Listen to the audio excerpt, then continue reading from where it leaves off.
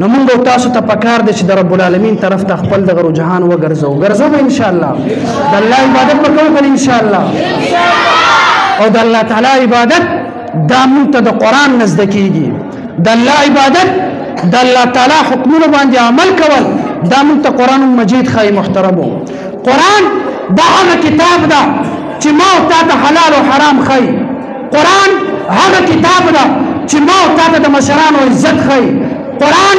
هغه کتاب ده چې ما او تا ته په کشرانو باندې شفقت کول او درس ورکوي قران هغه کتاب ده چې د انساني حقوقو پاسداري کولو لپاره قران هغه کتاب ده چې ما او تا ته انساني درس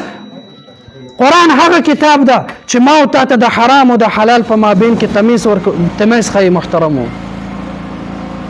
دا قران به زده کوو کنه محترمو کنه به کوو ټول به قران زده کوي کنه ان شاء الله ټول به زده کوي اخري یو خبره تاسو ته کوم محترمو واوري چې د قران حفاظت مطلب دا نه دی چې دا قران مونږ د غارمارو کې کېږدو او دې تخکلي کپړې ولګو او دا قران مجید دلته محفوظ مونږ وساتو د قران حفاظت مطلب هرگز دا نه وي محترمو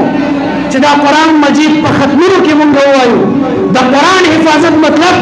دا وي چې د قران مجید په خپل سینو کې مونږ محفوظ کو